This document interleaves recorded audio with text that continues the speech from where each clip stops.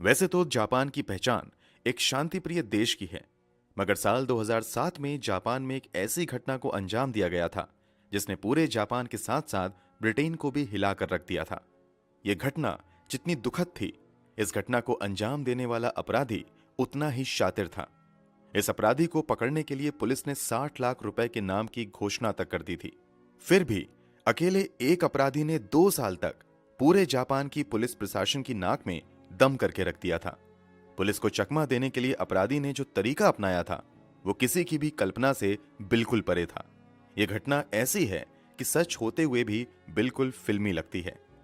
तो आखिर क्या है इस घटना की पूरी कहानी? कत्ल किसका हुआ था, कातिल कौन था और कैसे अकेले कातिल ने पुलिस की नाक में दम कर दिया था? सब कुछ जानने के लिए वीडियो के अंत तक बने रहिए।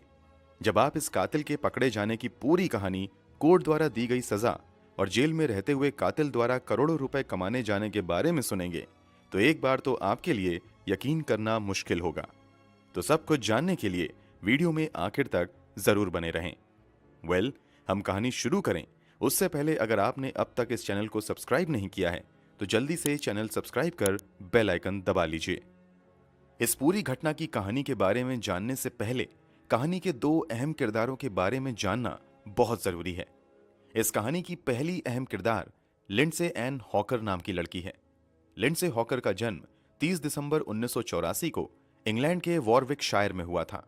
इनके पिता का नाम बिल हॉकर और मां का नाम जूलिया हॉकर था। लिंडसे के जन्म के बाद इसके माता पिता कोवेंट्री नाम की जगह पर रहने आ जाते हैं। यहीं पर लिंडसे की पढ़ाई लिखाई शुरू होती है। लिंडसे पढ़ाई में काफी अच्छी थी, इसलिए इनका एडमिशन इंग्लैंड की सबसे अच्छी यूनिवर्सिटी में एक यूनिवर्सिटी ऑफ लीड्स में होता है। यहां से ये बायोलॉजी में 2006 में ग्रेजुएशन की डिग्री हासिल करती हैं। लिंडसे हॉकर मार्शल आर्ट की भी ट्रेनिंग लेती हैं।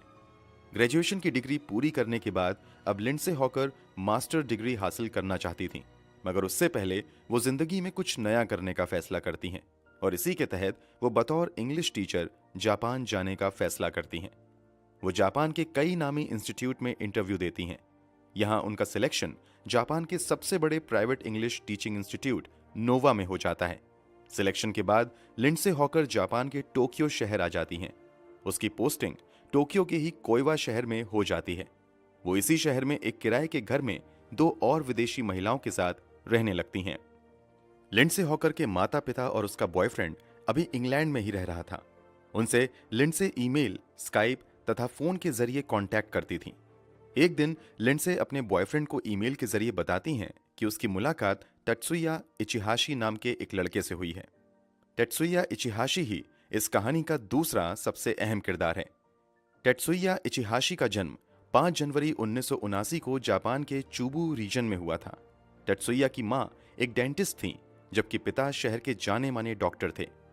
टेत्सुया इचिहाशी के माता पिता अपने बेटे को भी डॉक्टर बनाना चाहते थे, मगर पढ़ाई में इसका मन नहीं लगता है और वो डॉक्टर नहीं बन पाता है। हालांकि इसके बाद वो जापान की एक यूनिवर्सिटी से 2005 में डिपार्टमेंट ऑफ हॉर्टिकल्चर से ग्रेजुएशन की डिग्री प्राप्त करता है।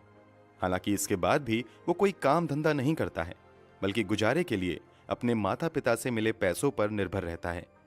उसे माता पिता से महीने के यही 50 से 60 हजार रुपए के आसपास मिलते थे। इचिहाशी अपना ज्यादा समय बस इधर उधर घूमने फिरने में और जिम में लगाता था। इचिहाशी ने मार्शल आर्ट की क्लास भी ली थी और ब्लैक बेल्ट होल्डर था। बाद में हुए खुलासे के बाद लिंडसे हॉकर एक दिन अपने काम से वापस ट्रेन के जरिए घर आ रही थी। तभी ट्रेन में एक लड़का उसके पास आकर कहता है कि आप मेरी इंग्लिश टीचर हैं। इस पर वो कहती हैं कि मुझे तो तुम्हारा चेहरा याद नहीं है, शायद तुम कंफ्यूज हो रहे हो।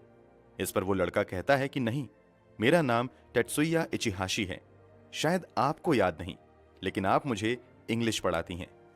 इसी के बाद इन दोनों में बातचीत शुरू हो जाती है। यहां लिंडसे हॉकर से टेत्सुया इचिहाशी कहता है कि मैं क्लास में आपसे तो इंग्लिश की क्लास ले ही रहा हूं, मगर मैं चाहता हूं कि आप मुझे स्पेशल क्लास भी दे दो ताकि मेरी इंग्लिश कुछ ज्यादा बेहतर हो जाए। लिंडसे हॉकर समय की कीमत का हवाला देते हुए ऐसा करने से मना कर देती हैं। इस पर वो लड़का लिंडसे हॉकर से बहुत ज्यादा रिक्वेस्ट करने लगता है और कहता है कि आप मुझे कम से कम हफ्ते में 2 से 3 घंटे की ही क्लास दे दिया करें। मैं आपको फीस के तौर पर 1 घंटे का $35 दूंगा। ये ऑफर लिंडसे हॉकर के लिए बहुत अच्छा था, इसलिए वो क्लास देने के लिए राजी हो जाती हैं, मगर कहती हैं कि मैं तुम्हारे घर पर नहीं बल्कि दूसरी जगह क्लास दिया करूंगी।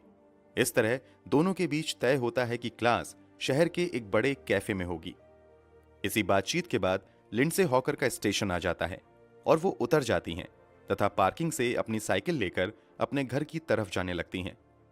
अभी वो कुछ ही दूर जाती हैं कि नोटिस करती हैं कि उसके पीछे पीछे वो लड़का भी आ रहा है जो अभी अभी उससे ट्रेन में मिला था।